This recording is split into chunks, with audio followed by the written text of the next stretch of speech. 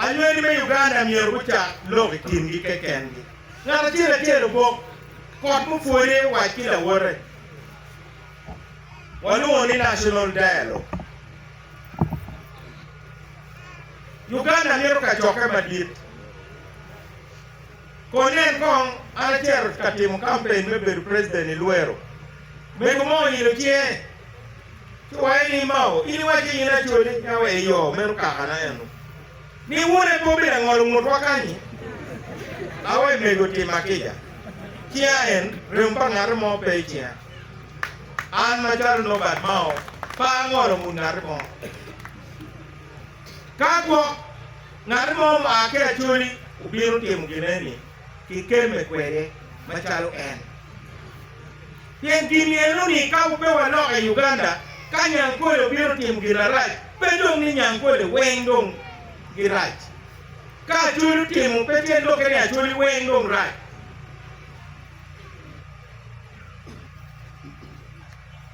mene kita anawaju kwere kimego kyo nyang mabe ki Uganda ni pete kakamo mo conform ni otime wakija wana miero beri Uganda unido wana conform weka armana kejo ma weni kakumero bedong tuwar kipoke kom Uganda pia ichere parliament iba odogi ni ujone uloga lokati konye kitweyo pete MP mo igri maloy an no itika lok datika dwi datika choki iya yom ni kumbela nero jami tika loke amiro waju mawaro chere parliament ingedwerio watu ikati kitam imiyo kingi kien lok mwe olwen makani petika tum parliament otubi moko ni kichel joma ilumia chela timo kija bepe president yo tim kija kamero timoni presidential pardon loka multi-party kiweke kwero kiwajini gamete ne Sudan imiru loko wan wenkanyi wadoka silam kono tamgo wenke kwero wan kumara tubo wachoe choj mamegwa timoni minority report ye loka ni unjo manok tamba joma duong di wo ero tua oper beru duong ero no wen oper beru no ero yo wini eno yo mati kicha okere ka joma duong dok tika wot kama pare in ka de mo go woni megini yati pe wek tam yu loke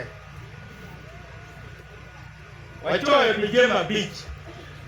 wachi kiloa loa ki konyi yen konyi mirlo para mero kwa la jwachi wajini kiket chik me amnesty kitim ki jalungo para mero kwa la jwach wajini kidwok multi-party lo jalwak para mero kwa la jwach waji Uganda mero ya embassy Khartoum wakija kukuwat kiga mete matiga miumuduko kikwanjini para mero kwa la jwach wajini kikete IDP kambo para mero kwa ni adane kiga riyo pidikendi mechere IDP kambo kunwan kai mangeni kitika dia mudana dia mambecer iya yom ni tamo bagi kwer ni wing uchope inge maade bagi kwer kwere tamo ai parliament president kertie amnesty act 2000 kumeni Uganda tiki embassy in Sudan Khartoum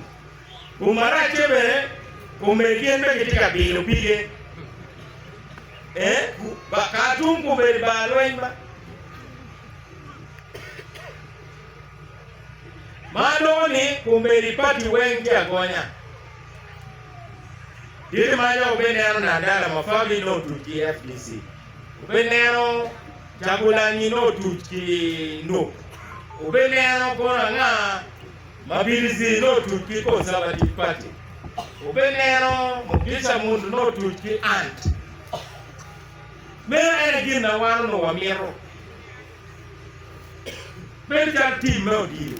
ibi tuwe wangolo ja kai moro ti moro ero ka pe mor ingeda ke kapiera bu ngwet ngata no ki ko bu cher kwere ero lo pe gi ni pe do ni ba eno ya yom ni jeme no time wen man fuda ko pa ti u kena ati u ki lu wora wana pa we che no lo ne ya choli lebe kumele choli ma MP duong ero miro apa we che mo ko ani an ma jalo ana president me DP ati alo matek ni joma war keru gi ku karu ki wan ke wa me DP ni gin miero ke mini gi twa we gin bene ku chung ku ten kan ya ko kuja la rope je kan watigi lu chung aboro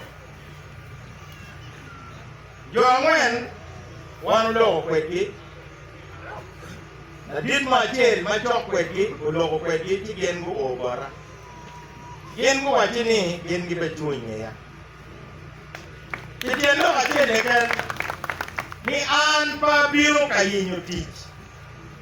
bere an pa biro ni we acha do la politician ento lu tua bi mo apia rio mo wan jo ke o pedo go ide tim yo mo wan we ke gi porro we o la bi ka o pomo e porro mo wan porro be lo ko wangeyo kar mo wan ti kanyo no winyo ni mulalo mo be ngoro kai jo mangeyo kitono ati ukwere tira dit mo no kinyo ni kanyesi je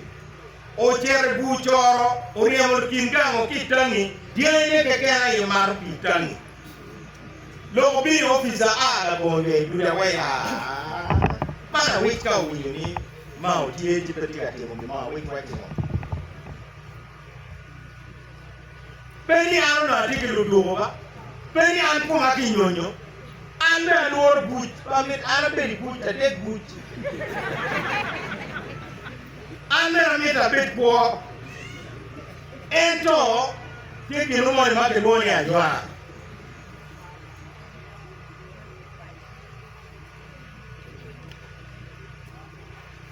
Aku hanya orang cero anu lupa Dyang pajali.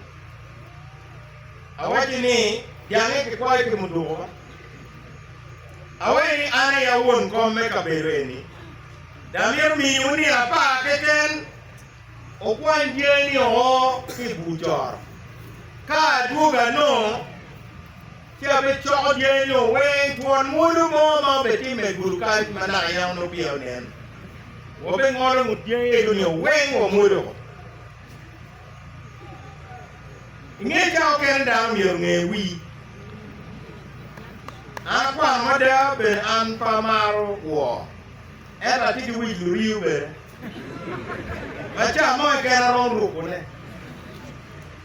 ti ko ni ango pien pon di ku cha nge kita ana ti ko de jemina wa ka ma fu de ti makere yo no kwa nyu je yo wan ko de ka mo ken pe wan ti ki ga mo ken ento pe wa miro bura pe wa miro nywa wana yo mi ngom me to arrange pe ti ka mo mi ngom madit malo ngom ma chulu mi pe to arrange ki mag mi pe chulu range ki aga go range wan joro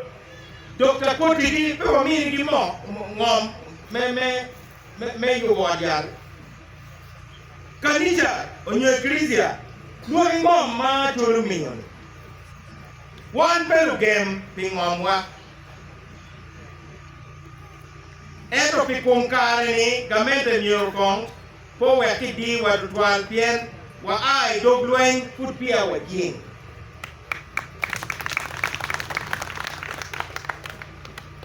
Gamete tika twalo chene madon me biro kanyo. Eto pole adukine put pere pien wakiru padano medenu chene nuni petwer lu biasa genen mati kin lutera lu biasa beru kan penyo ni kimiero wate ke president abembe mena remtieba duogi mo a enuni to biata araba do geba ama a ke wo ni bu obora inge yi ko la champe niemo wabedi wanu mera genro tema wa dikinu biata ni ngata dong romo teru go president dong en pero on en wang an amon pero an pe a politician pero an pe dingar mo ko la kui on en ki an be na tu cheke bodlo biasa ago kim ingeda ke apiara dek adwo lo bodlo biasa ni president ye mero ake kwedu ibarat ki kuma right ka choko do adwongo ki president wa geno mu che kwa soroti ingeo pepe o majority kwere ni